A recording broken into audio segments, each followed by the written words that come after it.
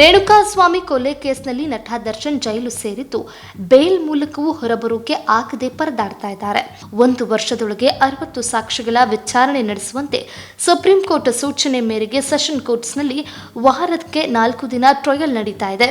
ದಿನದಿನವೂ Darshan and ಗ್ಯಾಂಗ್ಗೆ tension ಶುರುವಾಗಿದೆ. ತನಿಖಾಧಿಕಾರಿಗಳು ನೀಡಿದ ಪೆನ್ ಡ್ರೈವ್ ಅನ್ನ ಕೋರ್ಟ್ ಸಾಕ್ಷಿಯಾಗಿ ಪರಿಗಣಿಸಿದೆ. ಚಿತ್ರದುರ್ಗದ ರೇಣುಕಾಸ್ವಾಮಿಯನ್ನ ಕಿಡ್ನಾಪ್ ಮಾಡಿ ಪೊಟ್ಟಣಗೆರೆ ಶೆಡ್ನಲ್ಲಿ ಕೂಡಿ ಹಾಕಿ ಮನಬಂದಂತೆ ಹಲ್ಲೆ ನಡೆಸಿದ ದರ್ಶನ್ ಅಂಡ್ ಗ್ಯಾಂಗ್ ಇದೀಗ ಜೈಲು ಸೇರಿದ್ದಾರೆ. ದರ್ಶನ್ ಹಾಗೂ ಸಹಚರರ ಏಟಿಗೆ ರೇಣುಕಾಸ್ವಾಮಿ ಜೀವ ಬಿಟ್ಟ ಎನ್ನುವ ಆರೋಪ ಇದೆ.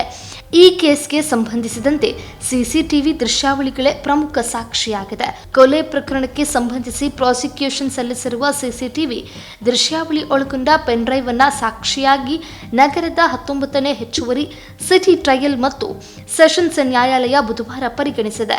ರೇಣುಕಾಸ್ವಾಮಿ ಕೊಲೆ ಪ್ರಕರಣವನ್ನು 59ನೇ ಹೆಚ್ಚುವರಿ ಸಿಟಿ ಸಿವಿಲ್ ಮತ್ತು ಸೆಷನ್ಸ್ ನ್ಯಾಯಾಲಯ ಬುಧವಾರ ಟ್ರಯಲ್ ಮುಂದುವರೆಸಿದ್ದು, ವಿಚಾರಣೆ ವೇಳೆ ವಿಶೇಷ ಸರ್ಕಾರಿ ಅಭಿಯೋಜಕ ಪಿ ಪ್ರಸನ್ನಕುಮಾರ್ ಅವರು ಪೆನ್ಡ್ರೈವ್ನಲ್ಲಿರುವ ಸಿಸಿಟಿವಿ ದೃಶ್ಯಾವಳಿಗಳು ಜೊತೆಗೆ ಸುಮನಹಳ್ಳಿಯ ಬಳಿಯ ಅಪಾರ್ಟ್ಮೆಂಟ್ ಒಂದರ ಮಹಿಳಾ ನಿವಾಸಿ ದೃಢೀಕರಿಸಿದ ಪ್ರಮಾಣ ಪತ್ರವನ್ನು ಕೂಡ ಕೋರ್ಟ್ಗೆ ಸಲ್ಲಿಸಿದ್ದಾರೆ.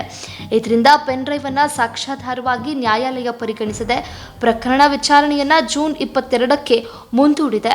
ಮಂಗಳವಾರ ನಡೆದಿದ್ದ ವಿಚಾರಣೆ ವೇಳೆ ತನಿಖಾಧಿಕಾರಿಗಳು ಸಲ್ಲಿಸಿರುವ ಸಿಸಿಟಿವಿ ದೃಶ್ಯಾವಳಿ ಒಳಗೊಂಡ ಪೆನ್ ಡ್ರೈವ್ ಅನ್ನು ಮುಚ್ಚಿದ ಲಕೋಟೆಯಿಂದ ಹೊರಗೆ ತೆಗೆದಿದ್ದ ನ್ಯಾಯಾಲಯವು ಪೆನ್ ಡ್ರೈವ್ ಅನ್ನು ಪ್ಲೇ ಮಾಡಲು ಬಯಸಿದೆ. ಸುಪ್ರೀಂ ಕೋರ್ಟ್ನ ನಿರ್ದೇಶನದ ಬೆನ್ನಲ್ಲೇ ಪ್ರಕರಣವನ್ನು ಯಾವುದೇ ಕಾರಣಕ್ಕೂ ವಿಳಂಬ ಮಾಡದಂತೆ ನ್ಯಾಯಾಲಯ ಉಭಯ ವಕೀಲರಿಗೆ ಖಡಕ್ ಸೂಚನೆ ನೀಡಿದೆ.